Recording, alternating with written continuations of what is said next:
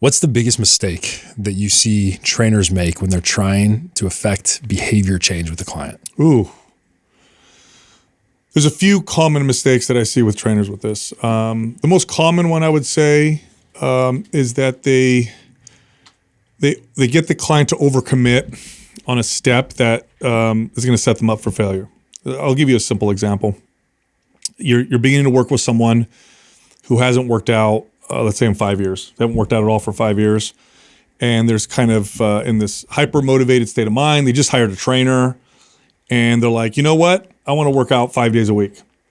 And your inclination as a trainer is to be like, that's great. Let's get you going. 5 days a week of activity. This will be awesome. But they went from doing nothing to 5 days a week. And that kind of a commitment in that individual in this example is probably going to set them up for failure. So what you want with clients is you want to stack wins. You want this person to slowly build confidence in their ability to keep promises to themselves when it comes to fitness and nutrition. Because you can do this with diet as well, where you just, I used to do this as an early trainer. I would give someone a meal plan.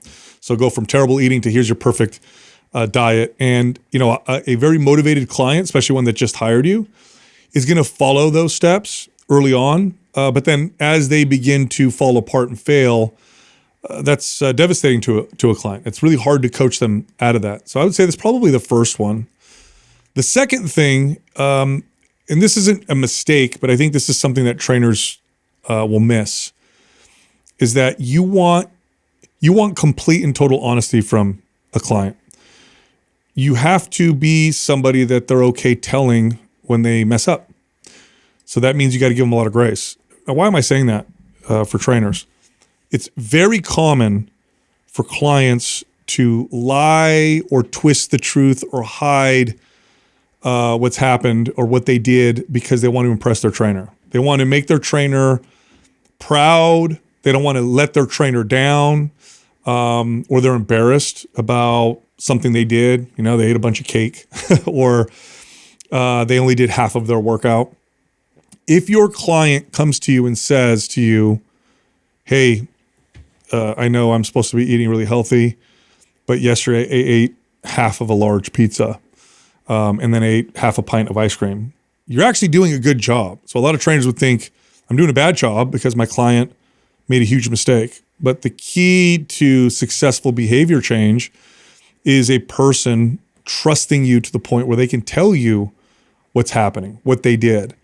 And if you don't build that, the person won't give you the full truth or they'll hide things from you. And then it's impossible to coach them. So the key, I guess the root of all of this is, have you built a relationship with your client where they trust you and where they can come to you for grace?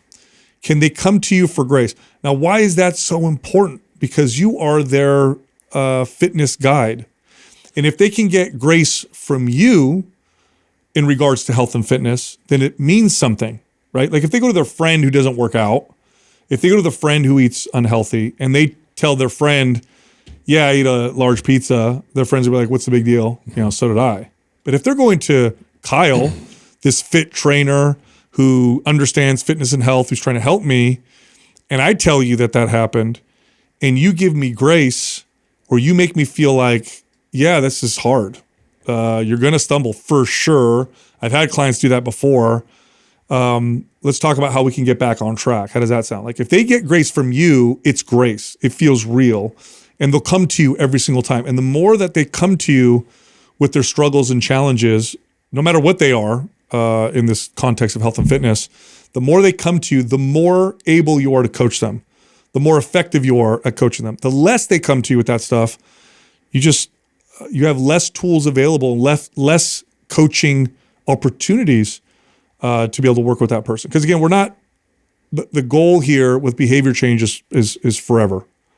We're not interested in temporary behavior. Temporary behavior change is easy. You can hate yourself into temporary behavior change.